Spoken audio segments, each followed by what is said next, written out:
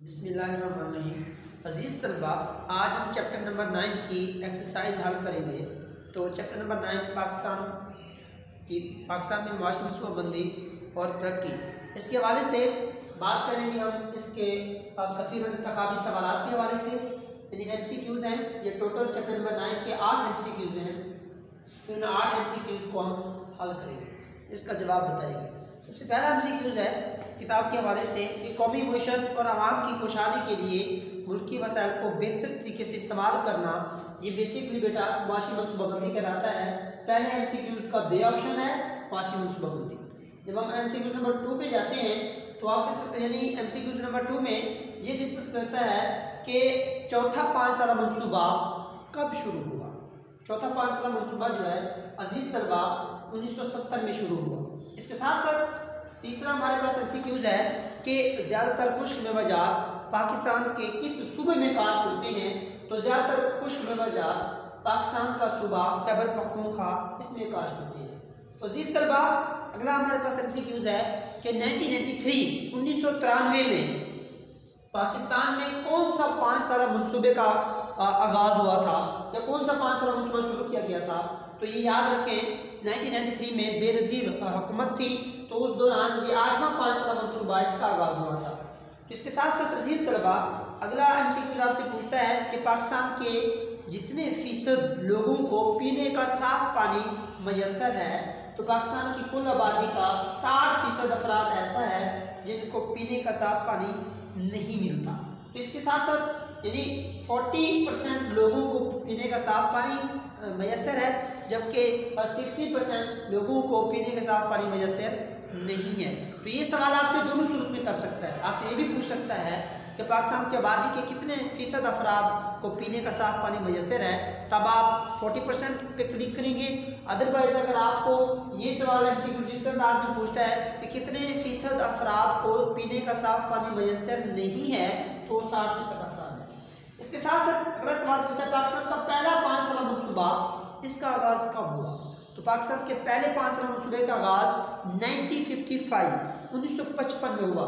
याद रखें, ये 1955 में पहला 5 साला मनसूबा था। इसके साथ साथ अगला MCQ नंबर 7 है, इंटरनेट के ज़रिए कारोबार करने को क्या कहते हैं।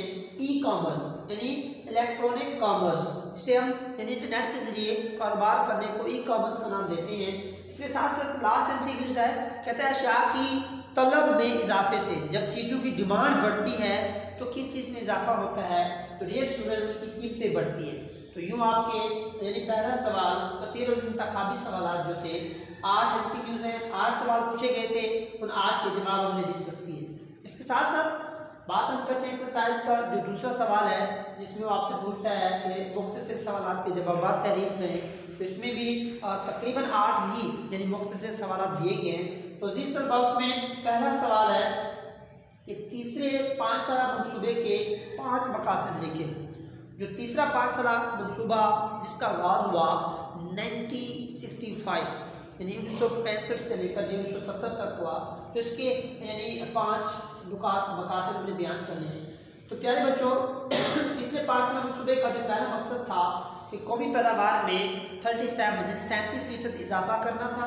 इसी तरह इसका दूसरा पॉइंट कि फीकस आमदनी में 20% इजाफा करना है।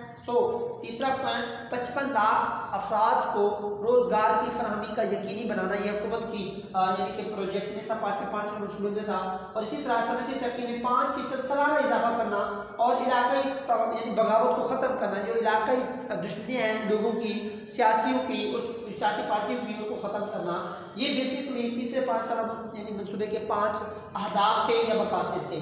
इसके साथ साथ अजीज़ तलबा, आपसे दूसरा सवाल डिस्कस करता है कि पाकिस्तान की 10 मादनियात के नाम लिखें। कितनी मादनियात के नाम लिखें? 10 मादनियात के नाम लिखें।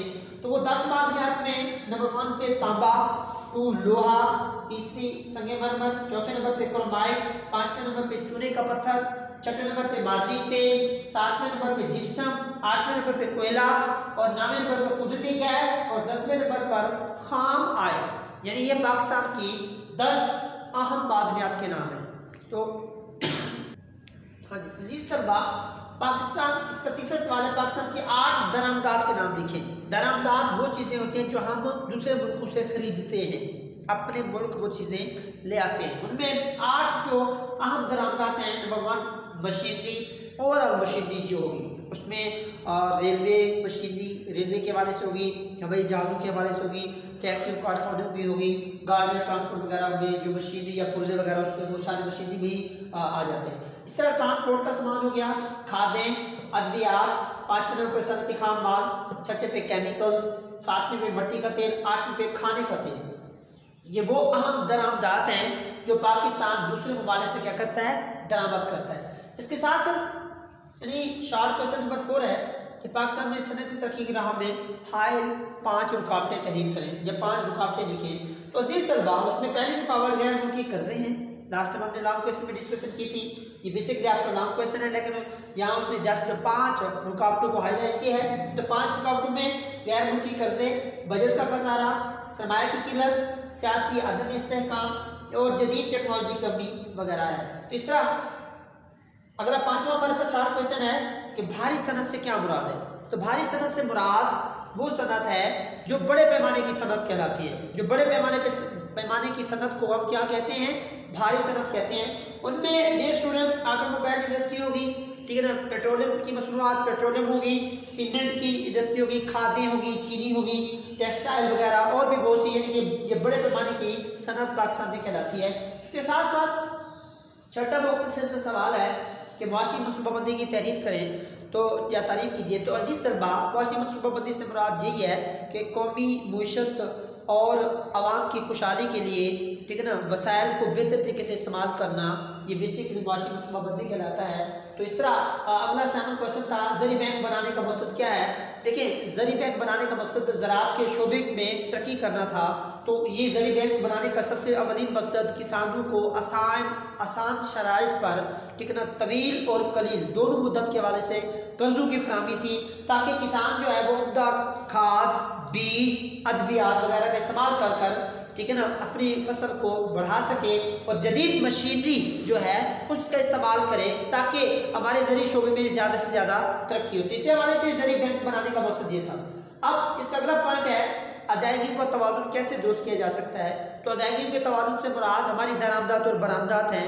दरामदात वो चीज़ें जो हमें दूसरे ममालिक से ख़रीदनी पड़ती हैं, बरामदात वो चीज़ें होती हैं जो हम अपने यानी कि मुल्क की चीज़ें, अपनी वाफिर मिकदार में जो चीज़ें होती हैं वो दूसरे मुल्कों को बेचते हैं। तो ये तवाज़ुन अदायगी को दुरुस्त उस वक्त मुमकिन किया जा सकता है, सबसे पहली शर्त ये है कि यानी हमारी दरामदात हमारी बरामदात के मुकाबले में अगर कम ना है तो मतलब ये बराबर होनी चाहिए, यानी दोनों का तवाज़ुन बरकरार रहना चाहिए।